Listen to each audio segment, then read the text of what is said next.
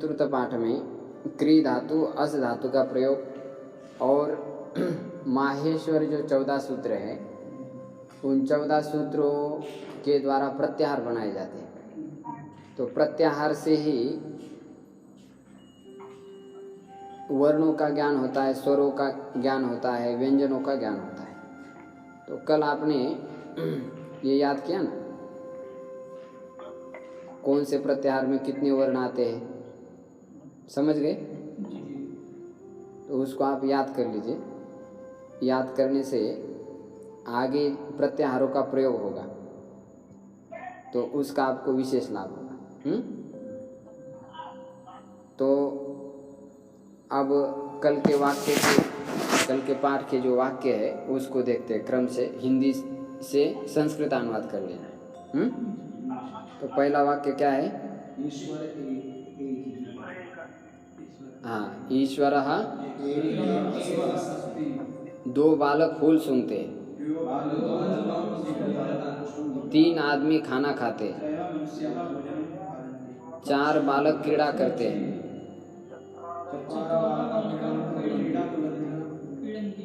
क्रीडन्ति, 4 बालकाः क्रीडां कुर्वन्ति। क्री धातु का प्रयोग, 4 क्रीड़ा द्वितीयांत, क्रीड़ा। यहाँ पर को नहीं लगा है तो भी आपको समझ लेना ये क्री धातु का कर्म है, क्रीडां कुर्वन्ति। आगे क्या है?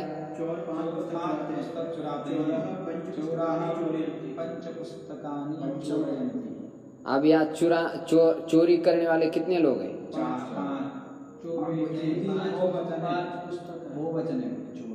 हाँ, तो इसलिए यहाँ पर चोर में बहुवचन करना पड़ेगा, एक वचन है। चोराः पंचपुस्तकानि चोरयन्ति, ठीक, चोरा बहुवचन। आगे रमा 6 कहानियाँ कहती है। हाँ, रमाः 6 कथाः कथयति, कर्ता एक ही रमा है इसलिए कथयति बनेगा। आगे चले, वे 7 बालक ईश्वर का चिंतन करते, ते सप्त बालकाः ईश्वरं स्मरन्ति या चिंतयन्ति भी चलेगा। यहाँ 8 लता है,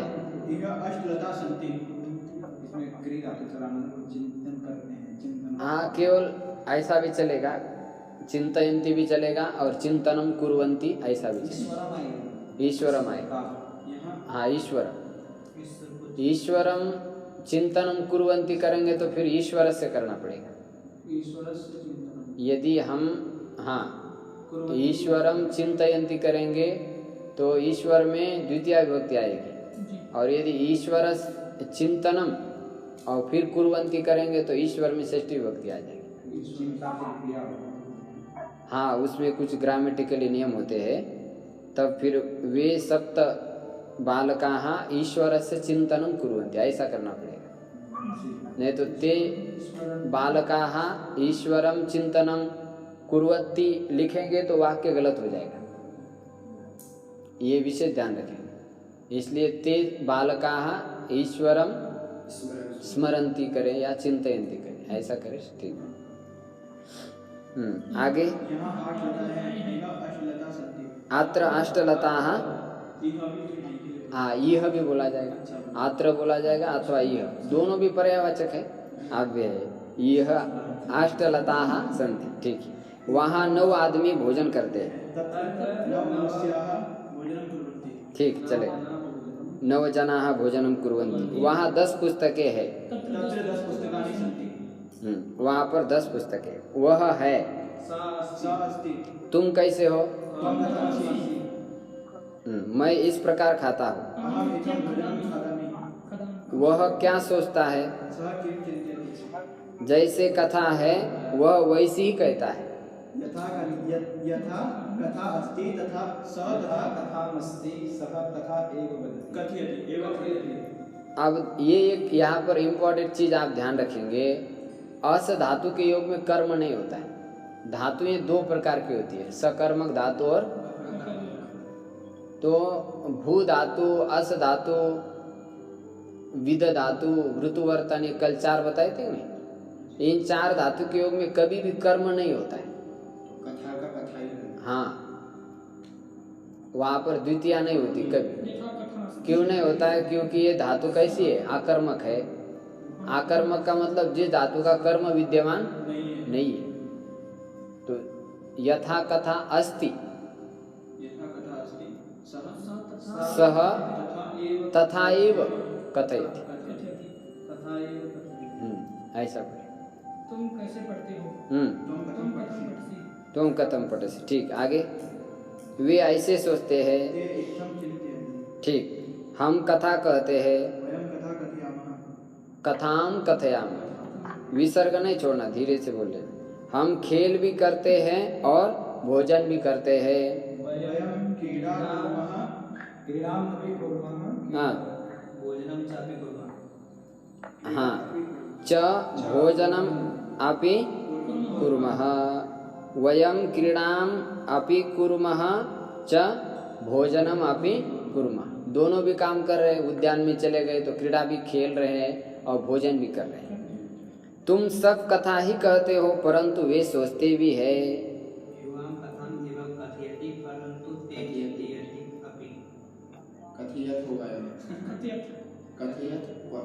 तुम सब कथा ही कहते हो परंतु वे सोचते भी है।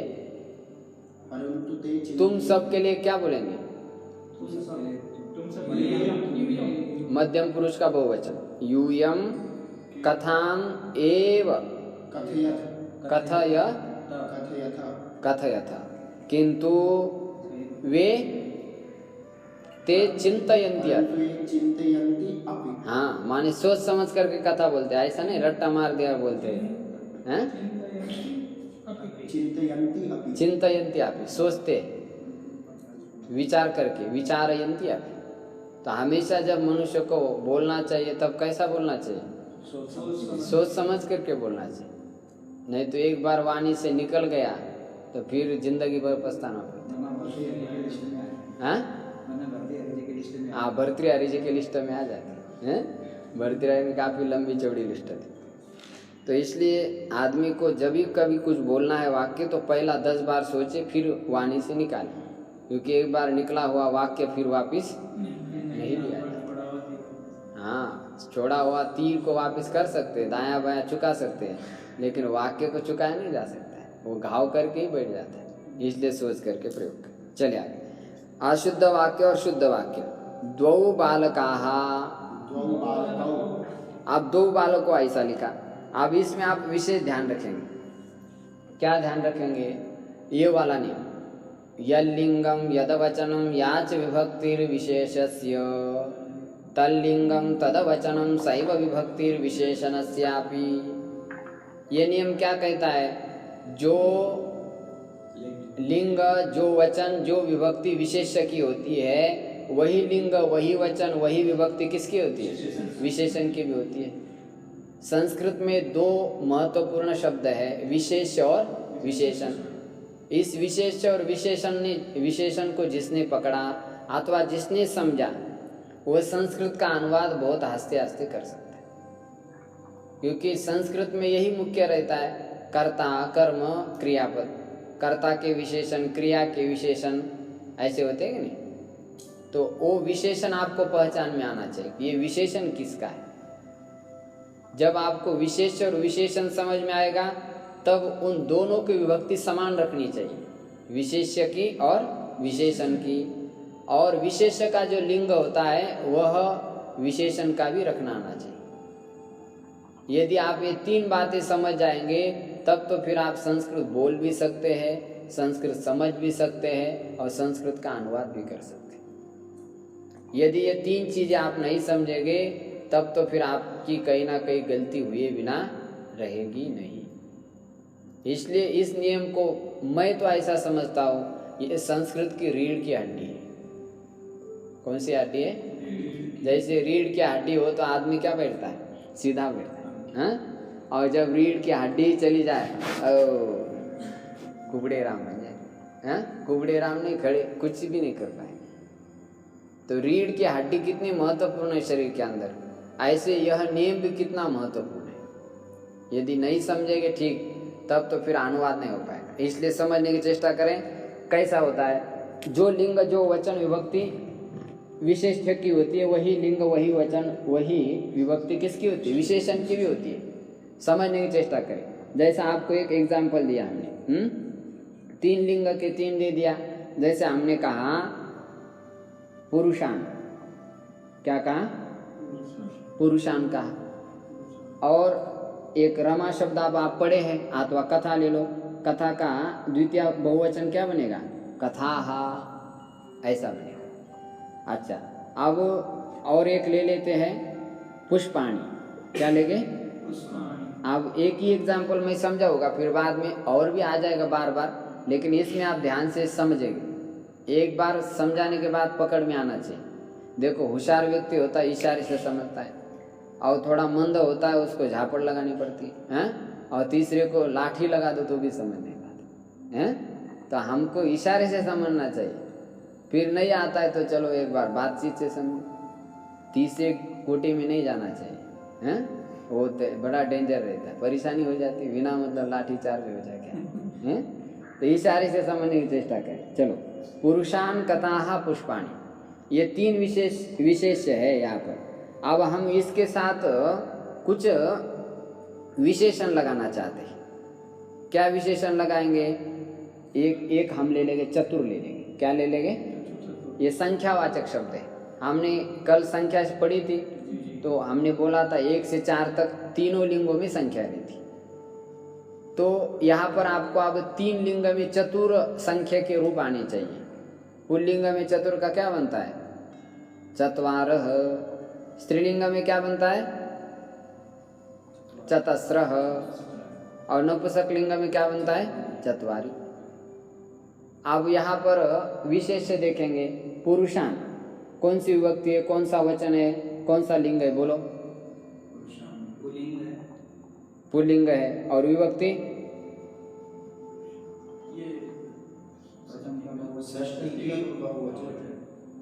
षष्ठी की कहेगा हैं? क्या बोला अनिकेता? हाँ, द्वितीय का बहुवचन पहचान में आ गया। षष्ठी कैसा? वो तो पुरुषानाम बनेगा वहाँ। अंडरस्टैंड?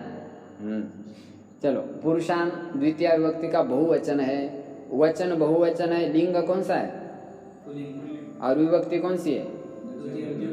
बस अभी चतुरता के, चतुर शब्द का भी आपको द्वितीय विभक्ति का बहुवचन, पुल्लिंग और द्वितीय विभक्ति रख लेना। समझ आए? लिंग पुल्लिंग रख लेना है, तो इसका क्या बनेगा? चत्वारी। चत्वारः क्या बनेगा? चत्वारः पुरुषान पश्यामि। कितने पुरुष को देख रहा हूँ? 4 पुरुष को देख रहा हूँ। तो बस आप नहीं, गलत हो गया। चत्वारः नहीं, इसमें द्वितीय विभक्ति क्या रूप बनाना ना, ये तो प्रथमा का हो गया। द्वितीय का क्या बनेगा? चतुरः, ऐसा बनेगा। ये इसलिए याद करना पड़ेगा आपको।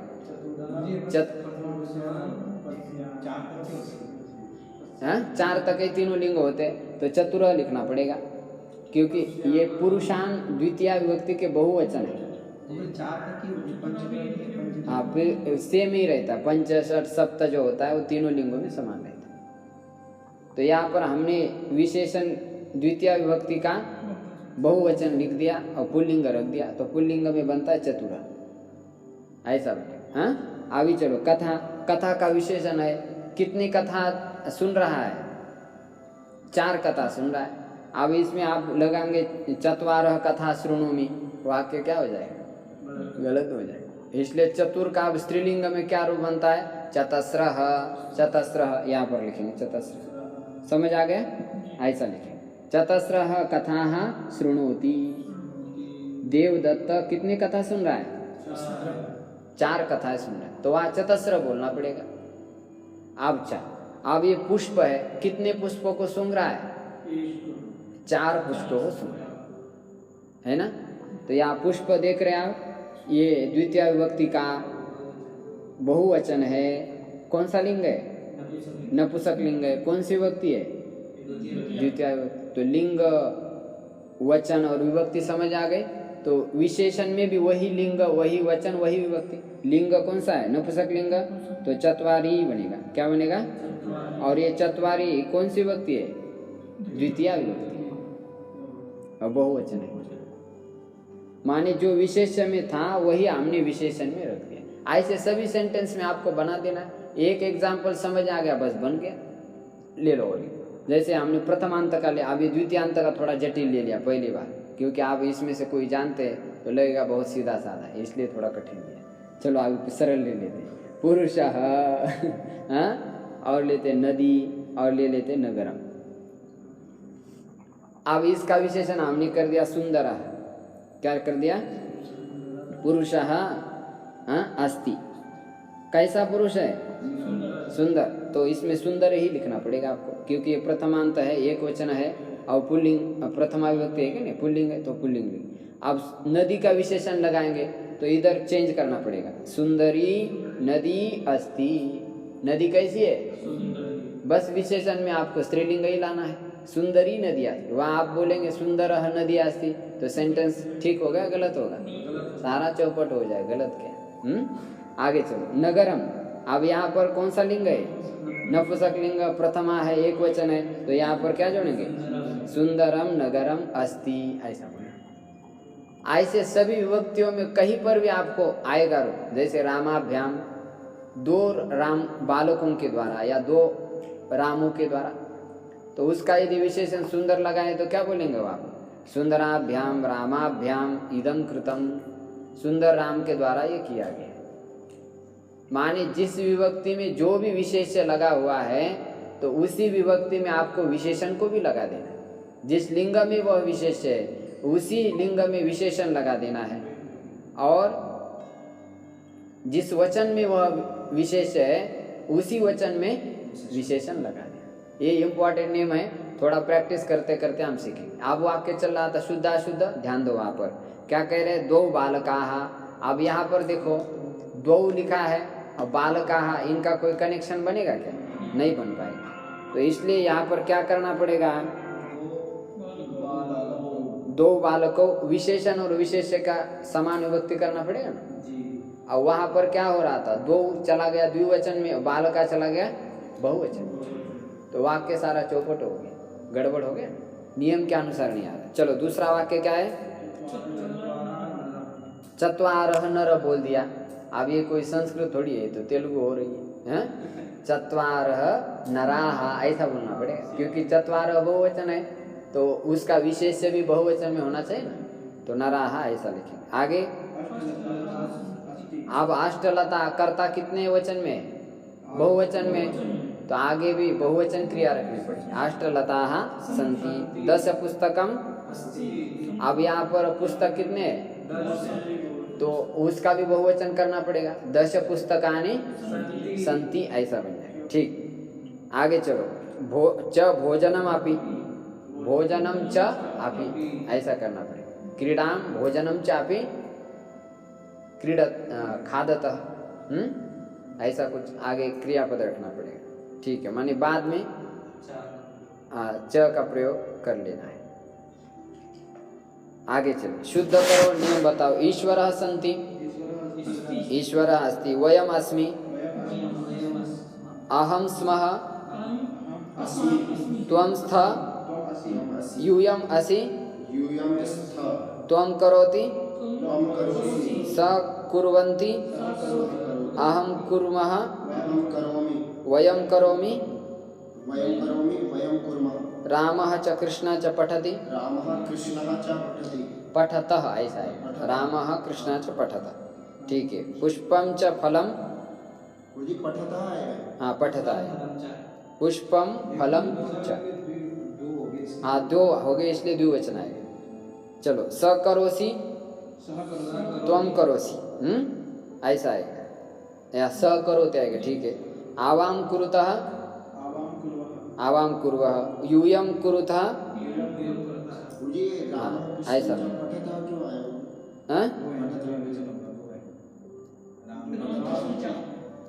राम और कृष्ण पढ़ते हैं। पठतः कर्ता दो है ना इसमें, इसलिए पठता ऐसा है।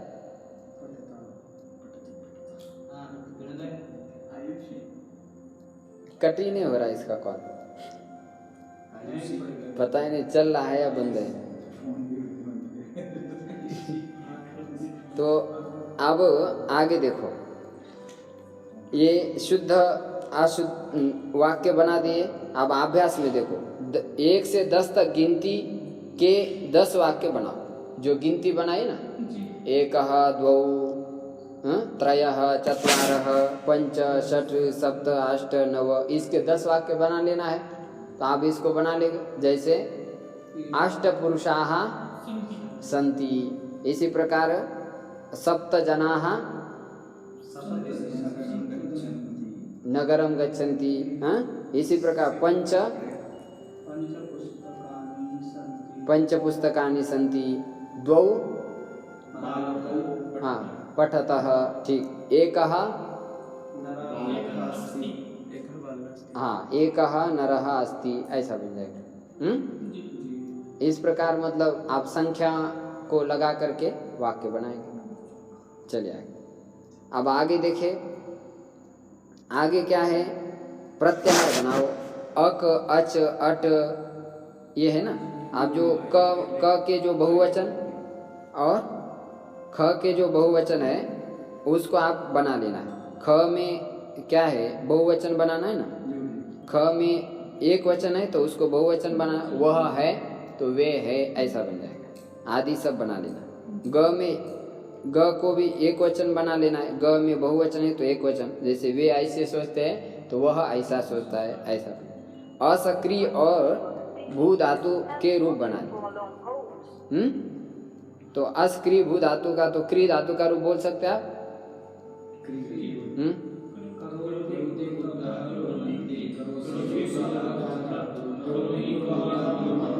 अस धातु का रूप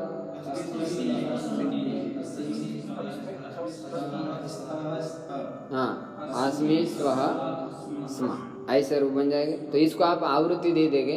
ये बहुत महत्वपूर्ण धातु है संस्कृत, अस धातु और क्री धातु। इनके कर्ताओं के साथ भी आप प्रैक्टिस करेंगे। आप चले आगे, क्या कह रहे हैं, ये प्रत्याहार बनाओ। जैसे अक प्रत्याहार, अच प्रत्याहार, अठ प्रत्याहार, एंग प्रत्याहार, एच ऐच यन हश झश झल झस छव चर, ये सर शर। अब इसमें किस प्रत्याहार में कितने वर्ण आ रहे, बना तो ले ही लेंगे आप। अंतिम इत संज्ञक वर्ण ले लेना, आदि कोई वर्ण जोड़ देना। जैसे आप देखेंगे यन प्रत्याहार, यन प्रत्याहार में कितने वर्ण आते हैं?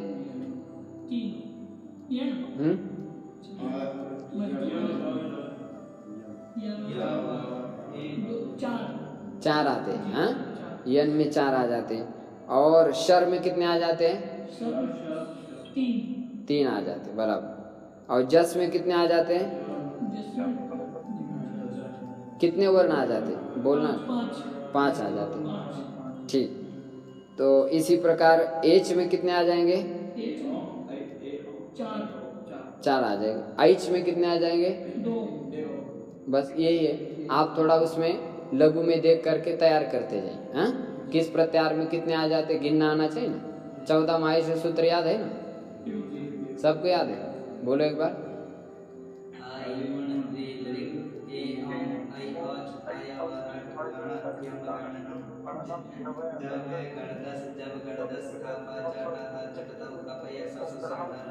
विनोद जी का आवाज बहुत बड़ा, बोलो। हाँ, ऐसा नहीं, और बड़ा होना चाहिए। सुबह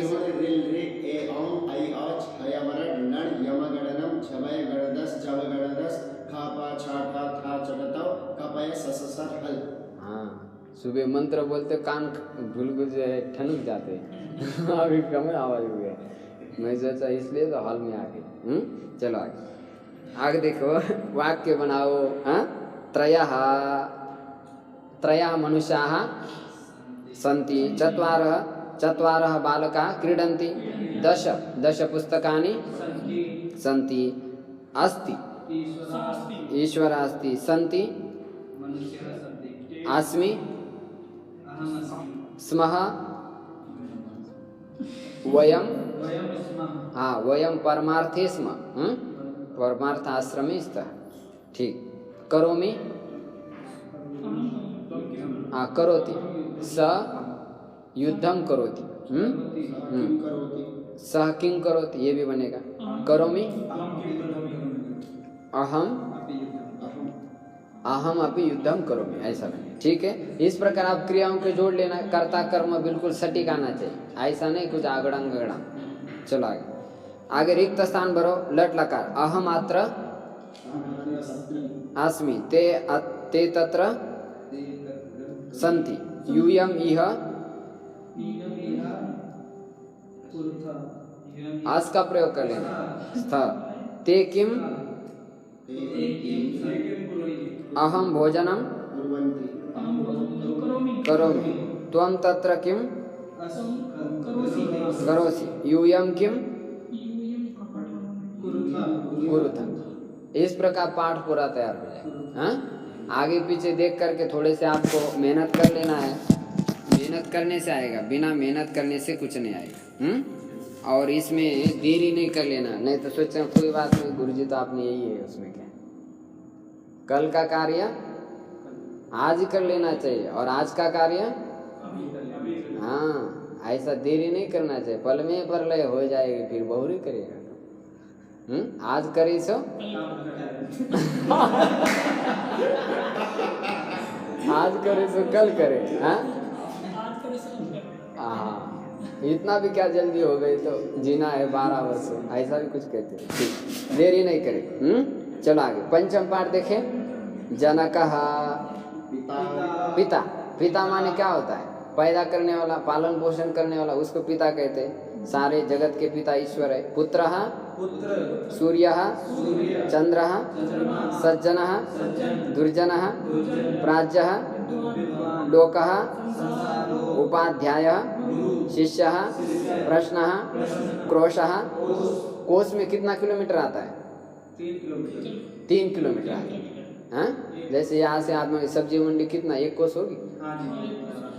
हाँ, एक तो आराम से होगी, ज़्यादा भी होगी। 3 किलोमीटर। एक योजन में 12 किलोमीटर और एक कोस में 3 किलोमीटर। हनुमान जी कितने योजन उड्डान मारे थे? 100 योजन। हाँ, 7 योजन विस्तारा। तो ऐसे 100 योजन जो है उन्होंने कूद मारी थी, तो 400 किलोमीटर हो गया, 400 कोस हो जाएगा। चलो आगे, आगे क्या दे रहे हैं? धर्म। धर्म माने धर्म, जिससे मनुष्य संसार में खुशी से जीता है उसको क्या कहते हैं? धर्म कहते हैं। सागर माने समुद्र। ये सारे शब्द है, इसमें सारे शब्द आपको आकारांत दिए। राम की तरह चले गए, आज राम का रूप पूरा तैयार कर लेंगे। आप सबकी याद भी हो गए, ग्रंथकार को भी इतनी देरी थोड़ी है, वो कह रहे पूरा याद करो अभी 7वें व्यक्ति। चलो आगे, तुद माने ईश माने स्पृश माने प्रच्छ, बस 4 ही धातु दिए है। ये भू की तरह ही चलते, कोई कठिनाई नहीं। जैसा भवती भवत चला था, ऐसा तुदती तुदतः तुदंती। अभितः परितः समया निकषा हाँ हाँ हंत हंत गलिनीम नलिनीम गजउज्जा। श्लोक है कि नहीं? ये सुंदर श्लोक है। रात्रि गमिष्यति भविष्यति सुप्रभातम भास्वान उदेति हसिष्यति पंकज श्री। आगे, इत्थम विचिन्तयति द्विरेफो कोशगते हाँ हंत हंत नलिनीम गजउज्जा।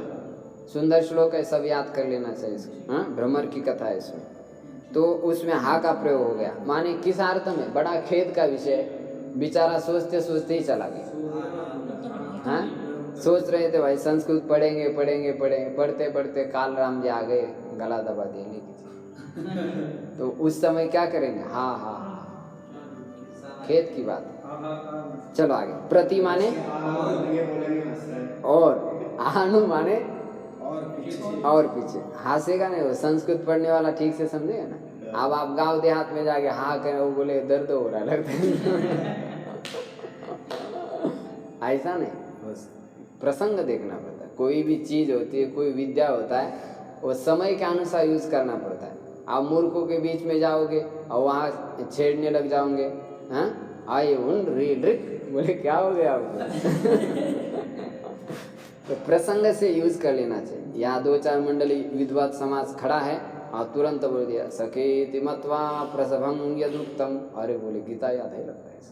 हाँ, अरे पंडित जी इनको पहले बुलाओ, थाली इनकी लगा दो, क्या हो गया? सखी थी मत तो बोले हैं, तो उनके बीच में बोलेगा तो ठीक है, आप मूर्खों के बीच में बोलेगा तो वो कहेंगे इसको दूर बैठो भाई, क्या बोल रहा है पता ही नहीं चलता, पागल है, हैं?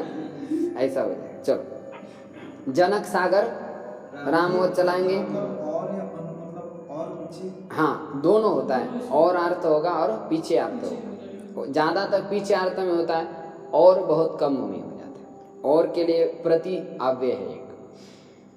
चलो, जनक सागर रामवत, राम की तरह चलेंगे। राम का रूप सबको याद है तो कोई कठिनाई नहीं। जनक और सागर को कल कमरे में बैठ के पीस लेना माने आवृत्ति देनी। चलो आगे, तुद प्रच्छा भवति व्याकरण। अब व्याकरण का थोड़ी सी बात समझ लेते। चलो, शब्द आगे पढ़ो, 1 नंबर। शब्द रूप, हाँ, राम शब्द के रूप पूरे रूप स्मरण करो। देखो, राम के पूरे रूप याद करने के लिए कह रहे हैं। देखो, शब्द संख्या 1। अब इधर जो पृष्ठ में दिया है इसको आपको देखते जाना चाहिए। पीछे राम के रूप दिए हैं, पृष्ठ संख्या क्या याद है किसी को? पृष्ठ संख्या 123 है। 123 पर सभी राम शब्द के रूप दिए हैं, उन सब को देख करके आपको याद कर लेना है। चलो, जनक आदि शब्दों में राम के संक्षिप्त रूप लगा करके रूप बनावे। जनक आदि में भी इसी प्रकार कर लेना है आपको। जनकः जनको जनकाः जनकं जनको जनकान् जनकेन जनकाभ्यां जनकैः जनकाय जनकाभ्यां जनकेभ्यः जनकात् जनकाभ्यां जनकेभ्यः जनकस्य जनकयोः जनकानां जनके जनकयोः जनकेषु हे जनक हे जनको। एकदम में आना चाहिए। बोल सकते? सागर बोलो, सागर हा सागरो, कल बोलेंगे। हाँ, ऐसा गलत नहीं बोलेंगे, आप ठीक करेंगे। चलो आगे देखो, नियम 16 इन शब्दों में लगेगा। नियम 16 आगे आने वाला है। हमने पहले बोला था जिस शब्द में रेप और शकार होता है इसके दंत्य नकार को मूर्धन्य नकार हो जाता है। हाँ, तो दंत्य को कौन सा नकार करेंगे? मूर्धन्य नकार, माने टा ठा डा ढा न वाला जो नकार होता है ना उसको कर देना। अब राम शब्द में 2 जगह पर, तृतीया एक वचन में और षष्ठी बहुवचन में, वहां पर नकार को नकार कर देना, क्योंकि राम शब्द में क्या आ गया? रेप आ गया। ये शब्द आप ध्यान रखेंगे। कोई शब्द आपको आ जाएगा अभी लघु पढ़ते समय, ये रचनानुवाद पढ़ते समय, रेप शकार यदि दिखाई देगा तो नकार को नकार कर देना, और विशेष उसकी जानकारी बाद में देखेंगे। देखिए आगे दिया है, सूर्य चंद्र शिष्य धर्म सागर। रेप सब में दिखाई दे रहा है, शिष्य में क्या दिखाई दे रहा है? शकार है, तो शकार होने के कारण नकार को नकार हो जाए, शिष्येण शिष्याणाम ऐसा बन जाए। आगे चले, सभी आकारांत पुल्लिंग शब्द किसके समान चलेंगे? राम के तुल्य चलेंगे। जैसे राम है वैसे ही चलेंगे, केवल रेप और शकार का आप ध्यान रखेंगे। वो यदि मिल जाएगा तो नकार को क्या कर देना? नकार कर देना है। हाँ, और विशेष नियम हम किस में देखेंगे? 16 में। 16 नियम आएगा आगे, तो उसी समय देखेंगे, जल्दी कल के पाठ में आएगा। हाँ, चलो आगे, धातुरु भू लट वर्तमान। अब लट लकार 5वें पाठ में पूरा हो गया है। आप सबको याद ही है, भवती भवतः भवती भवता भवता भवामि भवावह भवामः। इस प्रकार लट लकार हो गया। आगे देखो, सूचना तुद आदि के रूप भवती के तुल्य चलेंगे। जैसे तुदति इच्छति स्पृशति स्पृशति। देखो यहाँ पर कुछ विशेष संकेत दे रहे हैं। लट लोट लंग विधिलिंग में इसके स्थान पर इच्छा आदेश हो जाता है और प्रच्छ के स्थान पर पृच्छ आदेश हो जाता है। ये 4 लकारों में ध्यान देना है, बाकी लकारों में वैसा का वैसा रहेगा। ये तो हम लोग जब पढ़ेंगे तभी देखेंगे। आप केवल 4 लकार को ध्यान रख लेना विशेष रूप से, लट लोट लंग और विधिलिंग। लट किस अर्थ में होता है? वर्तमान। लोट आज्ञा अर्थ में, और लंग भूत के लिए होता है, और लिट किस लिए होता है? भविष्य के। 4 लकार 3 काल के आप ध्यान रखेंगे आज की तरफ से। हाँ, एक विद्यार्थ में भी दे दिया, और 3 काल के लिए वर्तमान भविष्य और भूत के लिए अच्छी तरह से स्पष्टता से काफी पर लिख के रखें। आगे चलो, कारक प्रथमा संबोधन द्वितीया। 10वां नियम दे रहे हैं, कर्ता। कर्ता में कौन सी विभक्ति होती है? प्रथमा। पहली विभक्ति होती है कि नहीं? दे रहे हैं, व्यक्ति नाम वस्तु नाम।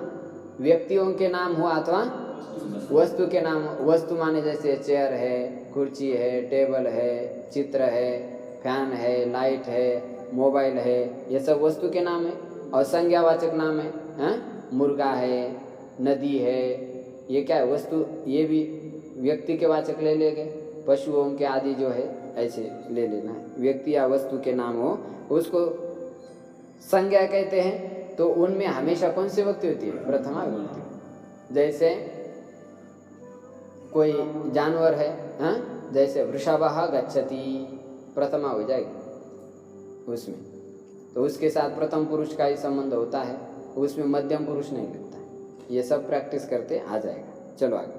नियम 11वां, किसी को संबोधन करने पुकारने में संबोधन विभक्ति होती है। जैसे हे कृष्ण, हे राम, ऐसा दूर से किसी को बुलाया जा रहा है तो बोलेंगे ऐसा, धीरे बोलेंगे तो थोड़ा सुनाई देगा, जोर से बोलना पड़ेगा। हे हृदयेश आगच्छ, हाँ?